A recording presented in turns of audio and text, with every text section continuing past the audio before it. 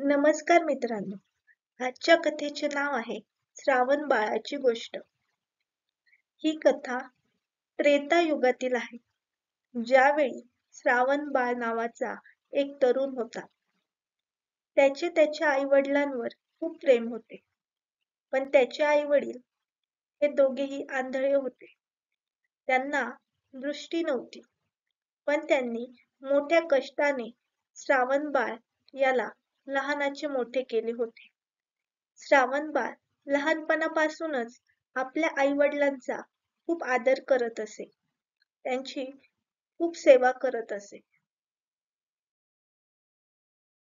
एकदा श्रावण बाळाच्या आई आणि वडिलांनी त्यांच्या मनातील इच्छा श्रावण बाळाजवळ व्यक्त केली. ते म्हणाले की, बेटा, आता आम्ही म्हातारे झालो आहोत आणि या जगातून जाण्यापूर्वी आम्हाला तीर्थयात्रेला जायचे आहे. देवाचा आश्रय घेतल्याने आपल्याला शांती मिळेल. आपल्या पालकांचे म्हणणे ऐकल्यानंतर श्रावण बाळ म्हणाला, मी घेऊन जाईल तुम्हाला तीर्थयात्रेला. तुमची इच्छा पूर्ण करेल. आता यावर श्रावण बाळ विचार करू लागले की आई वडिलांना कसे न्यावे, कारण त्यांना दिसत नाही. असा विचार करीत असताना त्याला एक कल्पना सुचली.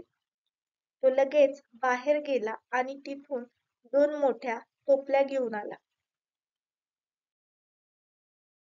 त्याने जाड दोरीच्या साहाय्याने त्या दोन्ही टोपल्या एका मजबूत काठीवर टांगून एक मोठी कावड बनवली.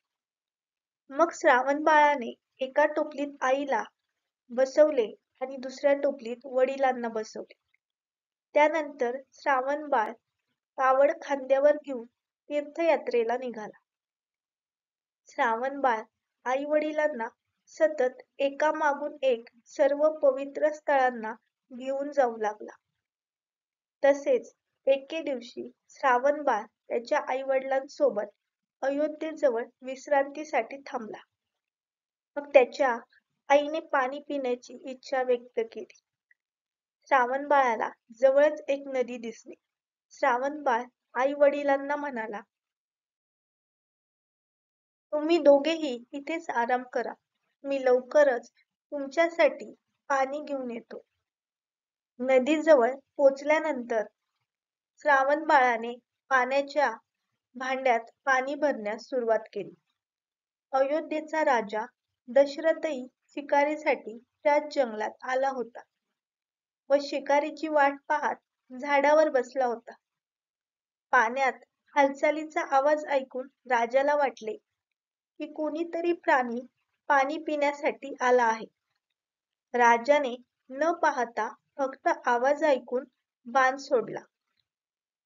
दुर्दैवाने तो बाण श्रावण बाळाच्या छातीत लागला व श्रावण बाळ विव्हळत खाली कोसळला.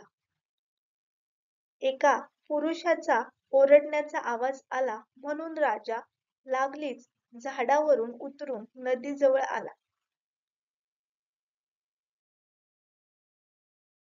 पाहतो तर काय, एका तरुणाला बाण लागला होता व तो वेदनेने विव्हळत होता.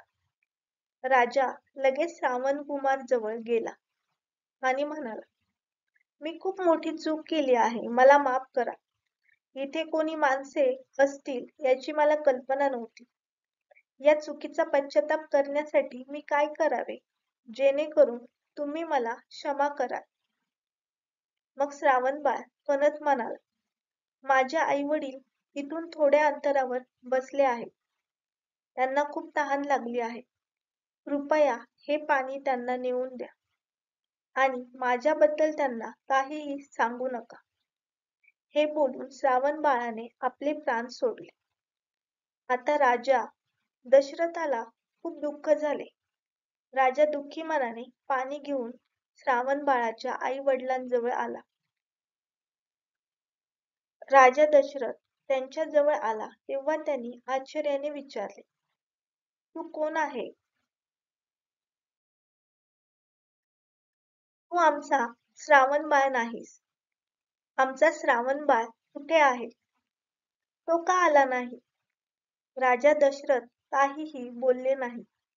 राजाने पाणी दिले, पण श्रावण बाळाच्या आई आणि वडिलांनी ते न घेता परत विचारले, तू कोण आहे आणि आमचा मुलगा कुठे आहे? आम्हाला सांगत का नाहीस?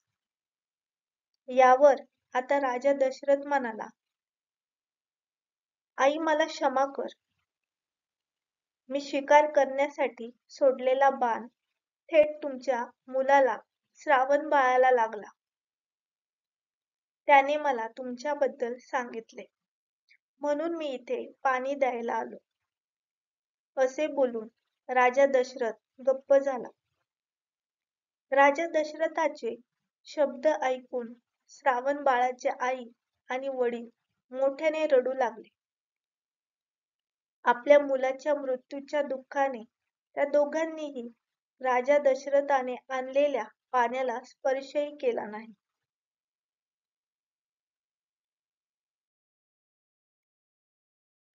त्यानंतर श्रावण बाळाच्या आई वडिलांनी रडत रडत राजा दशरथाला त्याच्या मुलापासून वेगळे होण्याचा शाप दिला व श्रावण बाळाच्या आई आणि वडिलांनी देखील मुलाचा वियोग सहन न झाल्याने प्राण त्यागले. असे म्हटले जाते की श्रावण बाळाच्या आई वडिलांच्या शापामुळे राजा दशरथाला त्यांचा मुलगा श्रीराम पासून दूर राहावे लागले. राजा दशरथाच्या या शापाची पूर्तता करण्यासाठी भगवान श्रीरामांना 14 वर्षांचा वनवास भोगावा लागला, ज्याचे माध्यम राजा दशरथची पत्नी कैकेयी होती.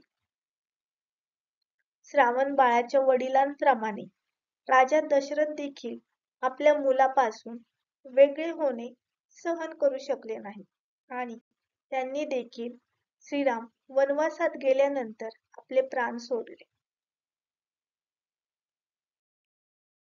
मित्रांनो, आजची गोष्ट तुम्हाला कशी वाटली हे कमेंट करून कळवा. गोष्ट आवडली असेल तर व्हिडिओला लाईक करा, व्हिडिओ शेअर करा आणि आपल्या चॅनेलला सबस्क्राईब करायला विसरू नका. धन्यवाद.